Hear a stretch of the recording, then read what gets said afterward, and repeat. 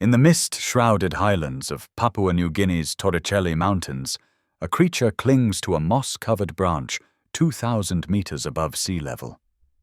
Black fur ripples across its shoulders in distinctive whirls as golden eyes pierce through the pre-dawn darkness. The tenkile tree kangaroo hasn't been seen in this valley for 30 years, yet here it perches, powerful claws gripping bark, one of perhaps 300 individuals left on Earth.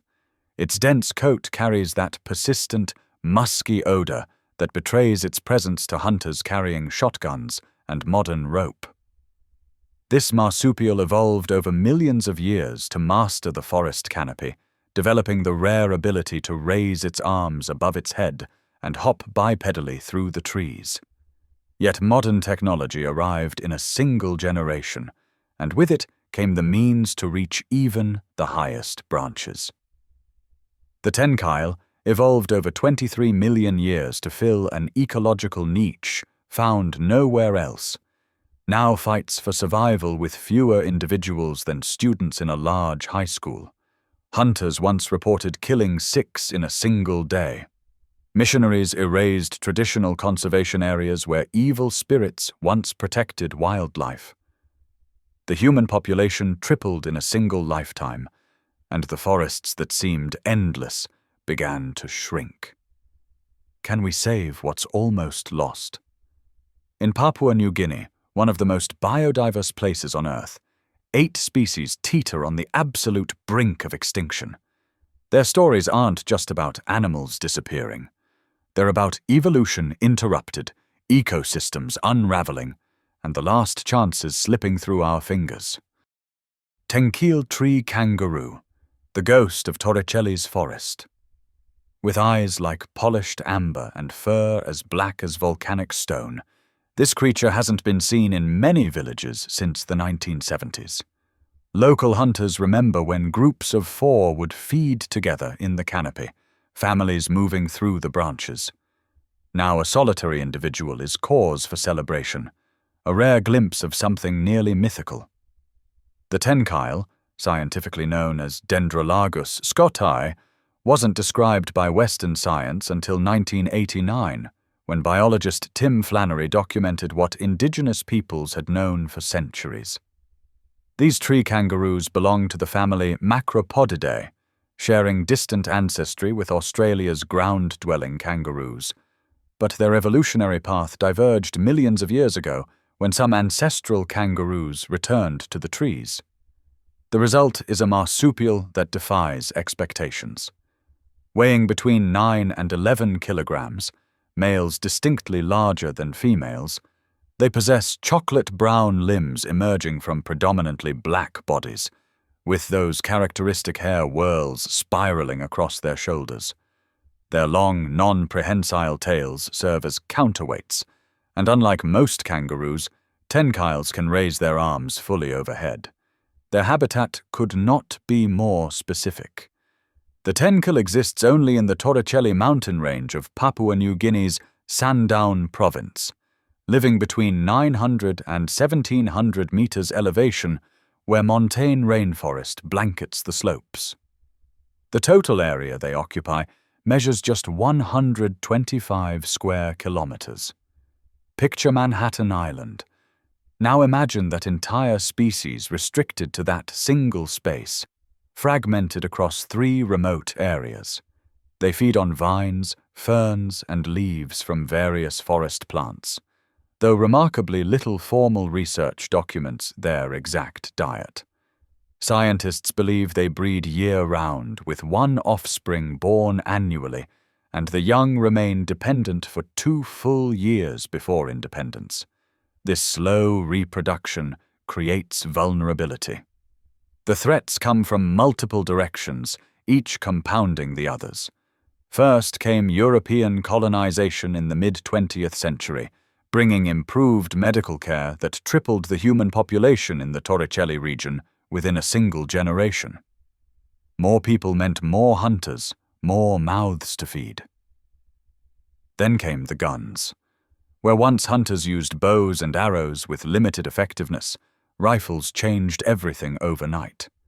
Missionaries, while bringing medicine, also dismantled traditional beliefs, including the Ples Masalai, sacred conservation areas that locals avoided due to fear of evil spirits. These inadvertent sanctuaries vanished as old beliefs faded. Industrial logging advanced into the mountains, clearing primary forest and fragmenting habitat. Climate change altered rainfall patterns and temperature ranges, affecting the delicate montane ecosystem. The tenkile's powerful odor, which can last a week on anything it touches, makes individuals easy to track. Population data tells a harrowing story. When conservation efforts began in 2001, researchers estimated the population could have been as low as 100 tenkiles in the wild, perhaps even fewer. Local hunters reported the species had become extremely rare compared to previous decades, with groups of 4 animals once common but now reduced to solitary individuals or occasional pairs. Without intervention, extinction seemed inevitable within years. Black-spotted cuscus, the phantom of northern forests. When local hunters describe this animal, they speak of a creature draped in sunset colors, splashed with jet-black markings, rarely glimpsed moving through the canopy with deliberate hypnotic slowness. For most villagers, a lifetime passes without seeing one. For scientists, specimens number in single digits.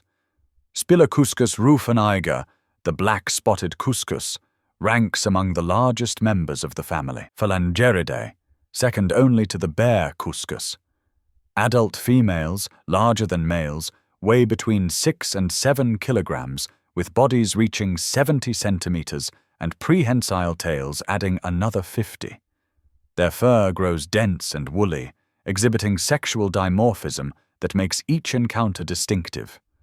Males display cream-colored undersides with intensely blackish spotting or blotching across mid-backs and upper hind legs, while red-orange or golden fur decorates face, head, nape, shoulders, hands, and feet. Females lack the spots entirely, instead bearing a solid black saddle extending over the back and hind limbs. Both sexes possess round heads with short snouts, eyes adapted for nocturnal vision, and those remarkable prehensile tails, naked at the terminal end with striated calluses underneath for gripping. Their front claws curve sharply for climbing, and the big toe opposes others like a thumb. Females carry 4 mammae in forward-opening pouches. This marsupial evolved 19 to 24 million years ago, when the cuscuses split into distinct lineages following the emergence of Sulawesi and New Guinea as land masses rose from ancient seas. The black-spotted cuscus occurs throughout northern New Guinea, historically ranging across undisturbed lower montane forests, tropical primary forests, and lowland brushwood below 1,200 meters elevation. They once inhabited forests from Satelberg in Morobe province across the entire northern coastal region. Yet their distribution has become extremely fragmented, with populations disappearing from most former locations. They're arboreal and nocturnal, solitary omnivores feeding primarily on leaves, fruits, flowers, and occasionally small animals, with large acorns of lithocarpus trees showing their distinctive chew marks. The catalogue of threats reads like an environmental disaster checklist. Overhunting stands as the primary cause. Their large size makes them valuable as bush meat, while that dense, colorful fur creates prized material for capes and ceremonial headwear. The species' limited geographic range in relatively accessible lowland areas makes them easy targets. Habitat destruction compounds the problem through multiple vectors. The expansion of Javan populations into Papua New Guinea brings land conversion from forest to cultivated agriculture. Oil palm plantation development destroys vast tracts of primary forest. Commercial logging concessions fragment remaining wilderness. Domestic dogs, introduced by villagers, hunt cuscuses opportunistically. Population pressure increases as human settlements expand into previously remote areas. Climate change alters temperature and rainfall patterns in ways this specialized species cannot rapidly adapt to. The population trend draws a line toward zero. Research estimates suggest an 80% decline between 2000 and 2016. Historical records describe the black-spotted cuscus as uncommon even in the 1970s. Now hunters must travel further from established villages to find any marsupials, suggesting local extinctions across much of the range. Current population estimates remain unknown. No comprehensive surveys exist, but remaining individuals number in the low thousands at best, scattered across isolated forest patches. Habitat loss continues at approximately 2% annually, with remaining habitat representing perhaps 40% of historical range. The mathematics become stark. Conservation expenditure per individual would exceed $5,000 annually if comprehensive programs existed, but they don't. Papua New Guinea currently maintains no national parks protecting this species, though management areas exist in some regions. Indonesia provides protected areas on the western side of the island, but enforcement remains weak. Without dramatic intervention, the black-spotted cuscus faces extinction within 2 decades. The species requires immediate protection through creation of wildlife reserves, strict hunting regulations with actual enforcement, community education programs, and habitat corridors connecting isolated populations. The challenge lies in implementation. In a nation where 95% of land belongs to local communities and tribes, conservation succeeds only when those communities see tangible benefits from protecting wildlife over hunting it. Eastern long-beaked echidna, the ancient wanderer. Imagine a creature from the age of dinosaurs, unchanged by time's passage, covered in hedgehog spines but carrying no genetic relationship to hedgehogs. This animal lays eggs like a reptile, but nurses its young with milk, possesses a beak adapted for electrical sensing, and evolved before the continents assumed their modern positions. Science calls it Zaglossus bartoni, but indigenous peoples have known it by a dozen names across the highlands, where it shuffles through undergrowth, snuffling after earthworms in the cold mountain darkness.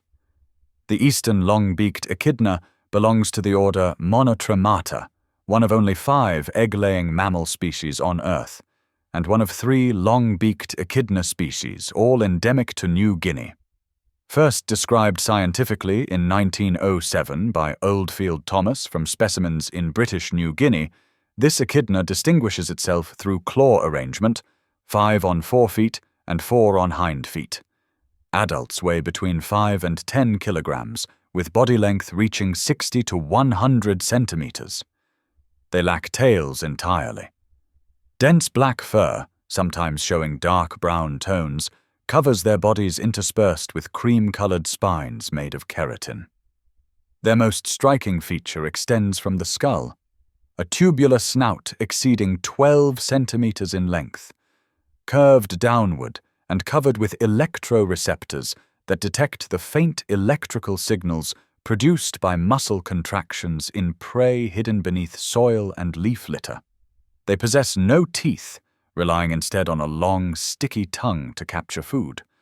4 recognized subspecies divide geographically across the New Guinea highlands. The nominate subspecies, Zaglossus bartoni inhabits the Central Highlands region. Zaglossus bartoni cluneus, endemic to the Huon Peninsula, possesses 5 digits on all feet rather than just the 4 feet, isolated from other populations by the Markham Valley lowlands. Zaglossus bartoni diamondi, the largest subspecies and largest living monotreme, ranges throughout mountains from Indonesia's Paniai Lakes to Papua New Guinea's Kratki Range. Zaglossus bartoni smeenki occupies distinct regions in the northern ranges. These populations remain genetically isolated, evolving independently across their mountain strongholds. Eastern long-beaked echidnas occupy an expansive altitudinal range from sea level to 4,150 meters, though they concentrate in cooler mountain summits primarily between 1,000 and 3,000 meters, where tropical montane forests transition to subalpine and alpine grasslands. They excavate burrows underground or shelter in dense vegetation, preferring slopes where digging proves easier and flood runoff naturally diverts away. Their dens, measuring approximately 2.7 meters long and less than half a meter underground, feature little vegetative cover at entrances. They emerge only after dark, using their extraordinary snouts to hunt earthworms and insect larvae, probing between rocks and through hard-to-reach spaces. Their low metabolic rate, with modal body temperature around 31 degrees Celsius, allows efficient energy use, and they frequently enter torpor during cold periods. The threats emerge from both human and environmental sources in a deadly convergence. Hunting pressure tops the list. Locals prize echidnas as highly valued game, considering their meat a delicacy. Their rarity and the difficulty accessing their remote habitat actually increases their status as trophies. Bodies serve ceremonial purposes beyond food. Young echidnas, called puggles, get killed for skins or captured as pets, removing the next generation before they reproduce. Habitat loss accelerates through deforestation as agriculture expands into montane areas. Coffee plantations push higher into the mountains. Mining operations, particularly for gold and copper, destroy vast tracts of pristine alpine habitat. Climate change threatens to shift temperature and moisture regimes faster than these slow-moving animals can adapt or migrate. Introduced domestic dogs kill echidnas opportunistically. Population dynamics remain largely mysterious due to lack of systematic study. The species changed status from critically endangered to vulnerable in 2016, but this reclassification reflects improved survey data and better understanding of their range rather than actual population recovery. Based on habitat observation and hunter surveys conducted across their range, researchers estimate the population has declined approximately 80% over the past 45 to 50 years. Current population estimates remain uncertain given the vast, inaccessible terrain they inhabit and the difficulty of surveying nocturnal animals in dense montane forest. Conservative estimates suggest approximately 10,000 mature individuals remain scattered across fragmented populations throughout New Guinea's highlands, though some subspecies may number far fewer, potentially only in the hundreds.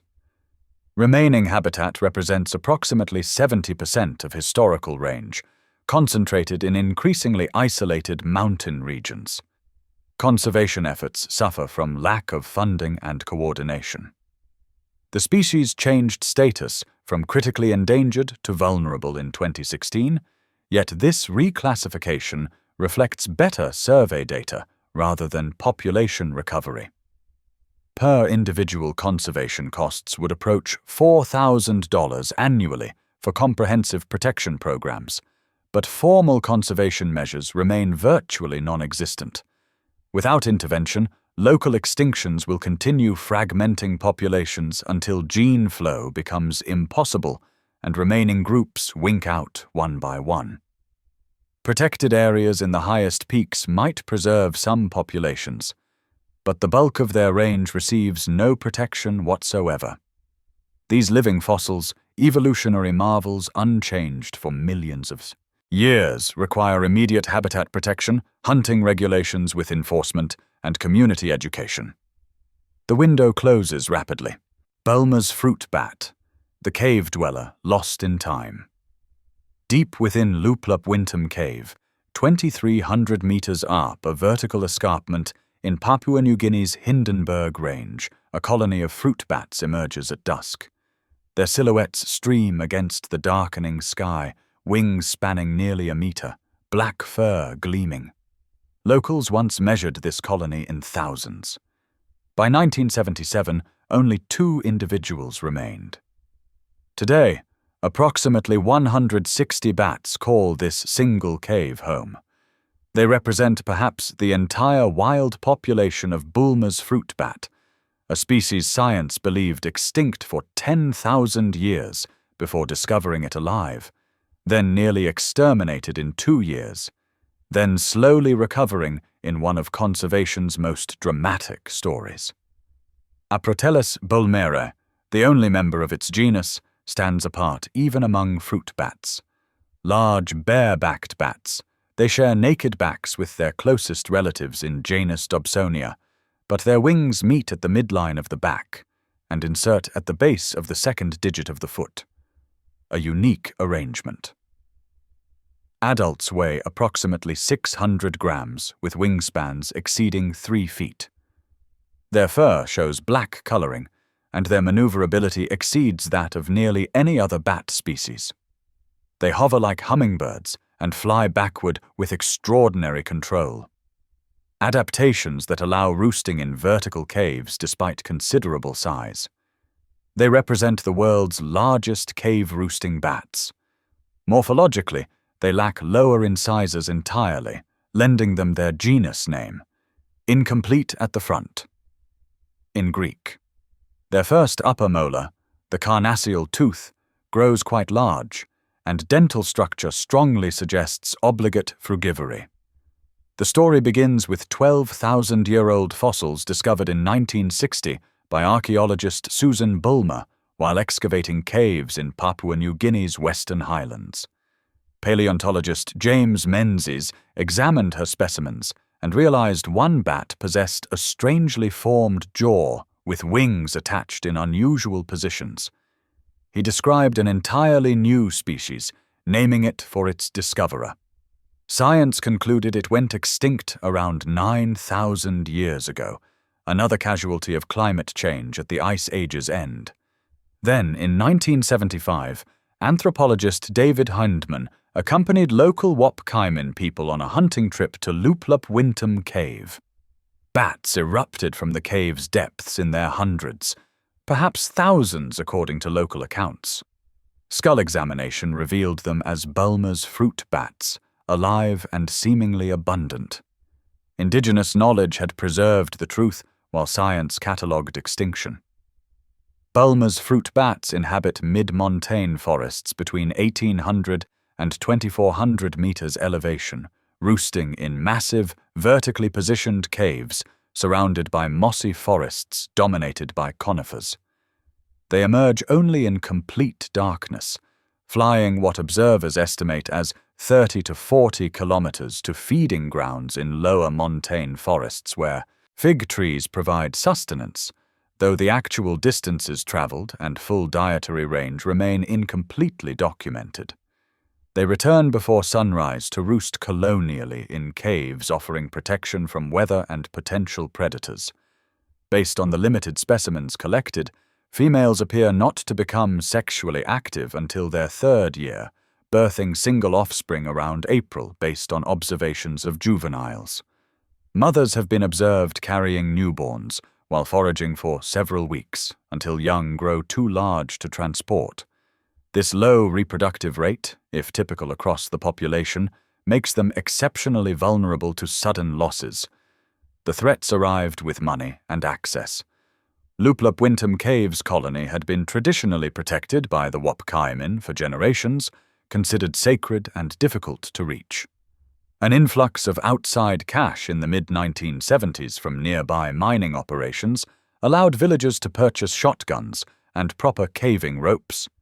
Armed hunters descended into caves previously protected by both cultural taboos and sheer inaccessibility. Between 1975 and 1977, they shot hundreds, possibly thousands according to some accounts, of bats. When scientists visited in 1977, they found only 2 individuals remaining. The species appeared on the brink of total extinction. During the 1980s, no bats were observed at all. Then in 1992, researchers counted 137 individuals leaving the cave at dusk. By 1993, that count had increased slightly to 160. The population had somehow rebounded from near zero, though whether through breeding or migration from unknown locations remains unclear. Current population data offers little comfort. The single known wild population at Luplup Wintom Cave maintains approximately 160 individuals based on 1993 surveys. Possible additional colonies might exist in the Telefomin region or near Crater Mountain, but surveys remain incomplete. Total wild population likely numbers fewer than 300 individuals with severe fragmentation. The species existed in multiple locations as recently as 1984, but most populations have vanished. Habitat loss continues as logging advances and mining operations expand. Current remaining habitat represents perhaps 90% of historical range, but distribution has collapsed to isolated pockets.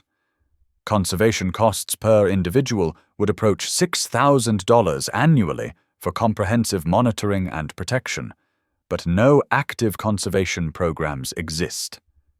The species receives no formal habitat protection. Hunting could resume at any time if economic conditions or cultural attitudes shift. The Bulmer's fruit bat exists in a state of perpetual crisis, one cave collapse or disease outbreak away from extinction. Without permanent protected status for Luplup Wintom Cave and surveys to locate additional populations, this species occupies an impossibly precarious position. Hope lies in the remote possibility of undiscovered colonies deep in New Guinea's unexplored highlands, but hope alone cannot prevent extinction. Vaimang tree kangaroo, the golden ghost. Another tree kangaroo haunts the Torricelli Mountains, this one cloaked in golden-mantled fur that catches sunlight like molten amber. The Vaimang, scientifically Dendrolagus pulcherimus, shares habitat with its cousin the tenkile, but occupies slightly different elevations and ranges. Until 2004, scientists believed it locally extinct, wiped out by hunting decades earlier. Then researchers discovered scattered populations clinging to survival in forest fragments. The rediscovery sparked hope, but the species remains critically endangered with population estimates in the low hundreds. The Vaimang belongs to the same genus as the tenkile, but displays distinct physical characteristics that separate it as a species. Adults show the characteristic golden-mantled coloring that provides their common name, with reddish-brown to golden fur across shoulders and upper back, contrasting with darker limbs. Their body size approximates that of tenkiles, weighing 8 to 12 kilograms, with males larger than females. They possess the same prehensile feet, powerful claws for climbing, and long tails for balance. Genetic analysis confirms they split from other Dendrolagus species millions of years ago, evolving in isolation within New Guinea's mountain ranges. Their behavior mirrors tenkiles, primarily arboreal, feeding on leaves and vines, moving slowly through canopies and defending small territories. They breed year-round with single offspring that remain dependent for approximately 2 years. Their distribution extends more widely than tenkiles, but remains critically limited. Vaimang inhabit the Torricelli and Prince Alexandra ranges in Papua New Guinea, plus the Foya mountain range in Indonesian West Papua. Population surveys suggest their total range covers approximately 350 square kilometers, compared to the tenkile's 125, yet this broader distribution brings its own challenges. Populations fragment across multiple mountain systems, separated by lowlands that tree kangaroos cannot cross. Each isolated population faces higher extinction risk from local hunting pressure or habitat loss.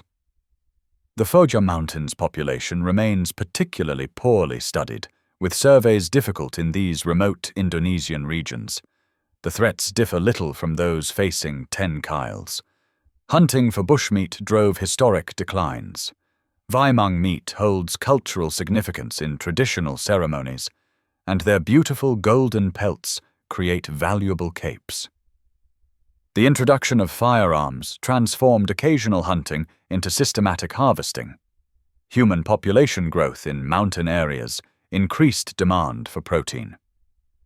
Habitat loss accelerated through logging operations that targeted accessible forests first, fragmenting the Vaimang's already limited range. Agricultural expansion pushed into lower montane areas. Climate change affects the species through altered temperature regimes and shifting vegetation zones. Unlike tenkiles, Vaimang populations extend into West Papua, where Indonesian sovereignty complicates conservation efforts and where palm oil development destroys forest at catastrophic rates. Population numbers remain uncertain, but deeply concerning. The Tenkile Conservation Alliance established hunting moratoriums beginning in 2007, but baseline population data was limited. Distance sampling research across 7 survey sites tracks population trends, though absolute numbers prove difficult to determine. Current estimates suggest fewer than 300 mature individuals remain across all populations, with the species declining approximately 70% over 3 generations. Remaining habitat represents roughly 60% of historical range, heavily fragmented into isolated patches. Conservation costs run slightly lower than for tenkiles, approximately $2,500 per individual annually, because community programs serve both species simultaneously. Success depends on maintaining village cooperation through the same alternative protein programs, water projects, and education initiatives. The Vaimang faces additional challenges from its international distribution. Conservation in Papua New Guinea shows promise through community-based programs, but the West Papuan populations receive minimal protection in a region experiencing rapid deforestation.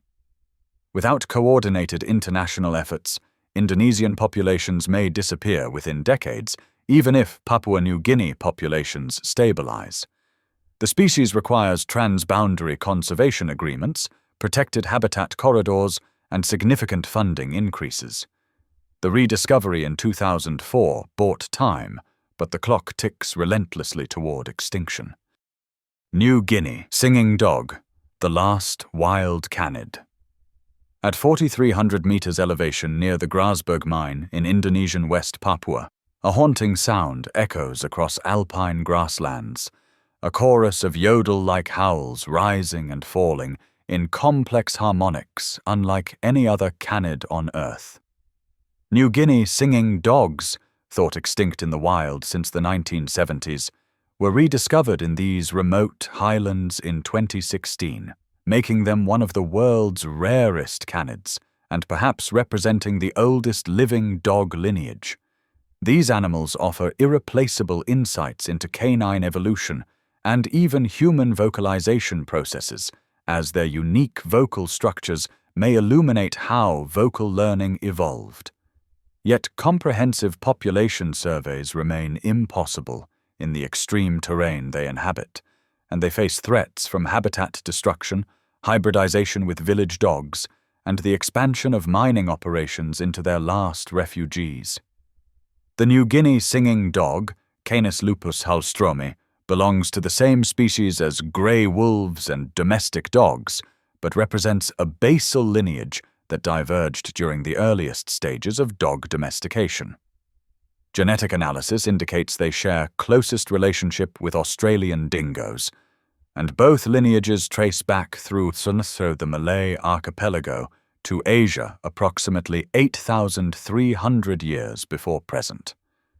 DNA evidence shows 5.5% genome introgression from the ancestor of the Japanese wolf, suggesting complex ancient migrations. Physically, they resemble small domestic dogs, standing about 17 inches tall and weighing 25 pounds, with dense golden red or black and tan fur, white markings, wide cheekbones, narrow muzzles, and distinctive petal-shaped ears. Their eyes reflect bright green in low light, more intensely than domestic dogs. Their joints and spine possess extraordinary flexibility for a canid. They climb trees like cats, scale vertical surfaces, and execute acrobatic maneuvers during hunts. Their most remarkable feature gives them their name. New Guinea singing dogs produce vocalizations characterized by extraordinary frequency modulation, creating howls that sound like whale songs with tonal qualities unique in the canid family. Sonograms reveal harmonic structures unlike wolves, dogs, or any other species. These sound sends may serve multiple communication functions: territory marking, pack coordination, mate attraction, and possibly functions scientists haven't yet identified. The ability suggests unique vocal structures, and researchers believe studying these dogs might illuminate human vocal learning evolution. They're often called living fossils because they closely resemble how dogs appeared and behaved 10,000 years ago. New Guinea singing dogs inhabit remote, high-altitude cloud forests and alpine grasslands between 2,000 and over 4,000 meters elevation, thriving in damp, mossy, thickly forested highlands and treeless alpine zones where few humans venture. Their distribution appears limited to scattered mountaintops. Confirmed sightings come from the Star Mountains, Wharton Range, Mount Wilhelm area, Mount Gilloué region, and most extensively documented near the Grasberg mine in the Tembagapura district. Based on observations of the highland wild dogs studied since 2016, they appear to live in small packs or family groups, hunting small mammals, birds, possibly fish, and ground-dwelling prey. They exhibit territorial behavior with what researchers believe are complex social structures, though direct behavioral observations remain extremely limited. They groom themselves meticulously in ways more cat-like than dog-like, maintaining cleanliness even in muddy conditions, and show play behaviors that researchers note as distinct from both wolves and domestic dogs. They're primarily nocturnal, actively avoiding humans and maintaining dens in inaccessible rocky areas or dense vegetation. The threats converge from multiple directions. Habitat loss tops the list. Mining operations, particularly the massive Grasberg copper and gold mine, destroy alpine habitat. Logging reaches higher elevations. Climate change shifts vegetation zones upward faster than singing dogs can adapt. Hybridization poses perhaps the most insidious danger. Domestic and village dogs brought by miners, loggers, and settlers breed with wild singing dogs, diluting their unique genome. Only 200 to 300 captive singing dogs exist worldwide, all descended from 8 individuals captured in the 1950s, making them highly inbred with limited genetic diversity. The wild population offers the only reservoir of genetic variation needed to save the species. Direct hunting remains limited because of their remote habitat, but as access improves through mining roads, human encounters increase. Population data presents a confusing and incomplete picture. Scientists believed the species extinct in the wild from the 1970s until 2016, when researchers photographed 15 individual highland wild dogs near Grasberg mine. Subsequent DNA analysis of fecal samples and blood collected in 2018 confirmed genetic relationship to captive singing dogs, with the wild population showing much higher genetic diversity than the severely inbred captive animals descended from only 8 founders. Research published in 2020 established that these highland wild dogs represent the original wild singing dog population from which captive animals descended. However, comprehensive population surveys remain nearly impossible in the extremely remote, high-altitude environments they inhabit, terrain so rugged that they were only photographed twice between 1989 and 2012, despite local reports of their presence. Since 2016, researchers report over 150 sightings, with at least 15 individuals identified. The actual population size remains unknown, though it likely numbers in the low hundreds rather than thousands given the limited suitable habitat and difficulty of survival at such extreme elevations. Remaining habitat represents perhaps 85% of historical range, but population declined severely before recent rediscoveries. Conservation costs would approach $7,000 per individual annually for comprehensive programs including habitat protection, genetic monitoring, and community education. The singing dog occupies a unique position, simultaneously a conservation priority for its evolutionary significance and a genetic resource for understanding domestication. Breeding programs mixing wild highland dogs with captive singing dogs could restore genetic diversity to captive populations while preserving the wild lineage. Yet no formal conservation programs exist. Indonesia provides no protection for wild populations. Papua New Guinea classifies them as rural dogs rather than native wildlife. Without immediate action including habitat protection, breeding management, and international cooperation, this ancient lineage may disappear within a generation. Lowland brush mouse, the forgotten rodent. In the damp undergrowth of Papua New Guinea's lowland forests, a tiny mammal scurries through leaf litter, barely larger than a human thumb. The lowland brush mouse, Pseudohydromys murinus, lives unknown to most people, unstudied by most scientists, yet critically endangered and endemic to Papua New Guinea. Almost nothing appears in scientific literature about this species. No comprehensive surveys, no behavioral studies, no conservation programs. It exists as a footnote in biodiversity databases, one more small mammal disappearing before science properly documents its existence. This invisibility epitomizes the crisis facing Papua New Guinea's least charismatic species. The lowland brush mouse belongs to the subfamily Murinae within the family Muridae, making it related to Old World rats and mice, but representing a distinct evolutionary lineage endemic to New Guinea.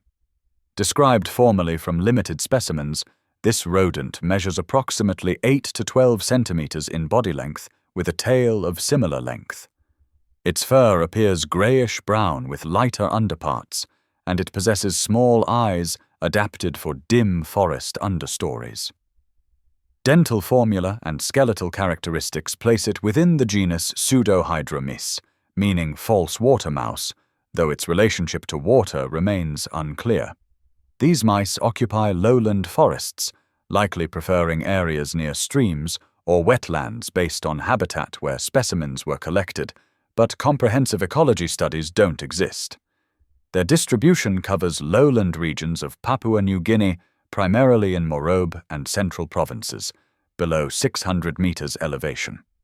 They inhabit primary rainforest with dense understory vegetation, feeding presumably on seeds, insects, and plant matter based on dental morphology, though direct dietary observations remain absent. They likely breed year-round in tropical conditions with short gestation periods and multiple offspring, typical of small tropical rodents. But actual reproductive data is speculation. Population density, home range size, social behavior, all remain unknown. The threats to this species are inferred rather than documented. Habitat loss through lowland rainforest conversion to agriculture destroys their range. Papua New Guinea's lowland forests face intense pressure from oil palm plantations, logging operations, and subsistence farming. Lowland areas, more accessible than highlands, experience faster development and higher human population density. Small rodents face additional pressures from introduced predators. Rats, cats, and other invasive species compete for resources and prey on native mice. Climate change affects lowland forests through altered rainfall patterns and increased storm intensity. The species' small size and presumably small population make them vulnerable to stochastic events. A single disease outbreak or flood could eliminate a local population. Population data is virtually Non-existent. The species appears on IUCN's critically endangered list based on extremely limited range, inferred population decline from habitat loss, and lack of recent confirmed sightings. Total population could range from hundreds to low thousands, but no surveys provide actual numbers. Remaining habitat likely represents 30 to 50% of historical range, given the scale of lowland forest loss in Papua New Guinea over recent decades. The species may already be extinct, or it may persist in small pockets of intact forest. Without research, extinction could occur unnoticed. Conservation costs would be minimal compared to large species, perhaps $500 per individual annually, but absolutely no conservation measures exist. The species receives no legal protection, no habitat is reserved for them, and most Papua New Guineans have never heard of them.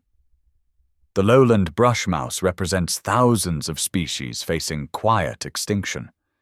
While charismatic megafauna attract attention and funding, small mammals, insects, plants, and other insignificant species disappear with barely a mention. Each extinction removes strands from ecosystem webs built over millions of years. The lowland brush mouse may pollinate plants, disperse seeds, or regulate insect populations in ways that ripple through forest communities. Or it may not. Science will likely never know, because the species will probably vanish before anyone studies it properly. This invisible extinction crisis demands attention as urgently as the dramatic decline of tree kangaroos and echidnas. Fly river water rat, the aquatic enigma. In the murky waters where the Fly River system spreads across southwestern Papua New Guinea's floodplains, a specialized rodent adapted to aquatic life swims through submerged vegetation. The Fly River water rat, Leptomys signatus, evolved remarkable adaptations, partially webbed hind feet, dense water-repellent fur, and the ability to hunt underwater for extended periods.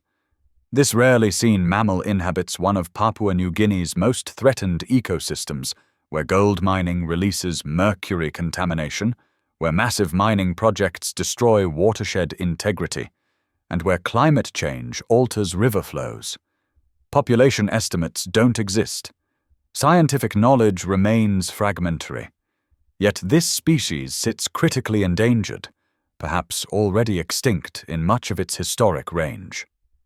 Leptomys signatus belongs to the subfamily Hydromyaene, the Old World water rats, representing one of New Guinea's many endemic rodent lineages. This species shows dramatic aquatic adaptations, including hind feet with partial webbing between toes, streamlined body form for swimming, dense fur that traps air bubbles providing insulation and buoyancy, and small eyes and ears suggesting reliance on touch and whiskers for navigation in murky water. Adults reach 15 to 20 centimeters in body length with tails of similar length. Their fur appears dark grayish-brown on the back, lighter on the belly, with oily secretions that waterproof their coat. Dental structure indicates herbivorous diet focusing on aquatic plants, roots, and seeds.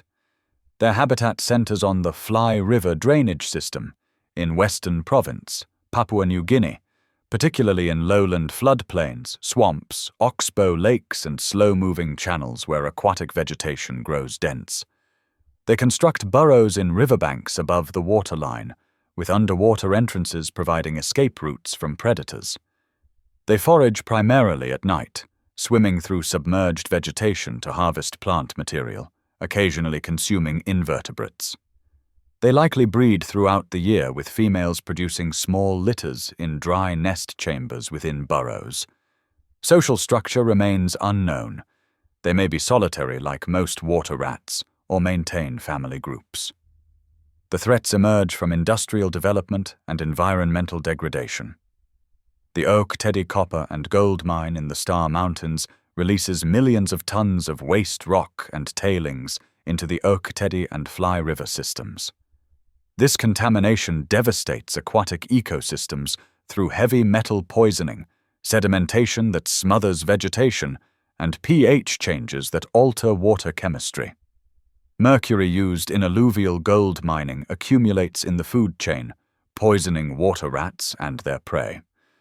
Deforestation in the watershed increases erosion and sediment loads. Agricultural runoff introduces pesticides and fertilizers that create algal blooms and oxygen-depleted dead zones. Hydroelectric dam proposals threaten to alter river flow regimes. Climate change affects rainfall patterns, potentially causing either prolonged droughts that dry floodplains or intense flooding that destroys burrow systems. Population data is nearly absent.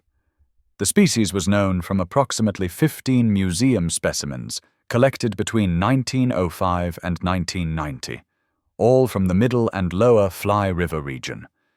Recent surveys remain incomplete, and the species may have experienced significant decline that went unnoticed due to lack of baseline data. Total population could number in the low thousands or low hundreds. No one knows. Remaining habitat may represent 60 to 70% of historical range, but the quality of remaining habitat has severely degraded through contamination. Conservation costs would approach $1,000 per individual annually for comprehensive programs, but no conservation efforts exist. The species receives no formal protection. The Fly River system lacks adequate environmental safeguards, and mining operations continue expanding. The Fly River water rat embodies the hidden environmental crisis unfolding in Papua New Guinea's river systems. These specialized aquatic rodents evolved over millions of years to fill a unique ecological niche. They disperse aquatic plant seeds, control algae through grazing, and provide prey for birds of prey and pythons. Their decline or extinction would alter wetland ecology in ways scientists have never studied enough to predict. Like so many species disappearing in the shadows of industrial development, they may vanish before anyone notices they're gone. 8 species, 8 different habitats, 8 unique evolutionary histories stretching back millions of years, all converging on the same precipice: extinction in the 21st century, unless radical interventions succeed. The mathematics are unforgiving.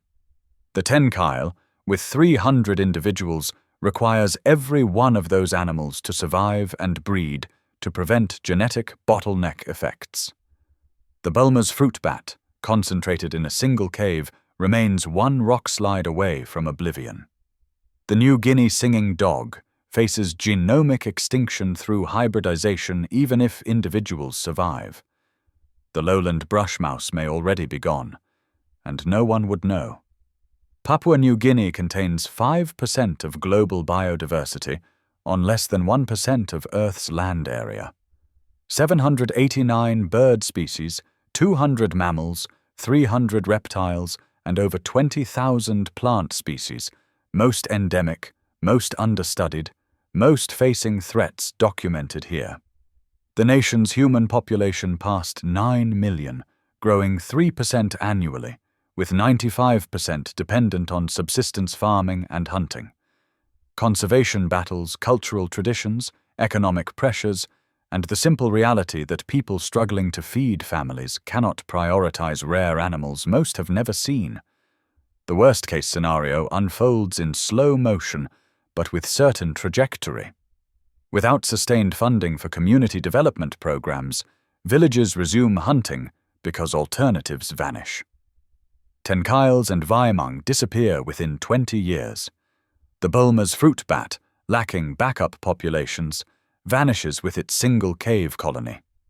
The New Guinea singing dog hybridizes into genetic extinction within 30 years. The echidna declines past recovery thresholds as habitat fragments. The black-spotted cuscus, already nearly invisible, simply stops existing. The lowland brush mouse and Fly River water rat leave no trace. Museum specimens, the only proof they lived at all. Yet the alternative exists, proven possible: The tenkile population doubled through village cooperation. Community-owned conservation areas protect wildlife while improving human welfare. Ecotourism creates economic incentives for preservation. Education transforms attitudes. Children who learn about their unique wildlife become adults who protect it. Technology helps. Camera traps document populations. Genetic analysis identifies conservation priorities. Satellite imagery tracks habitat loss. International funding, properly applied, saves species on the edge. Their future depends on choices made today. Not tomorrow, not next year. Today. Each species clings to existence through circumstances beyond their control. Whether humans decide their survival matters enough to pay for it. Whether logging companies accept smaller profits to preserve forests. Whether mining operations implement rigorous environmental protections. Whether researchers receive funding to document species before they vanish. Whether you, learning about these animals for perhaps the first time, decide their existence has value. The tenkile moves through the canopy tonight, one of 300. The Bulmer's fruit bat emerges from darkness into darkness, one of 160. The singing dog howls across alpine grasslands, its voice carrying frequencies no other animal produces. They persist, for now. The clock measures their remaining time in years, not centuries. What happens next depends entirely on whether anyone cares enough to stop the clock.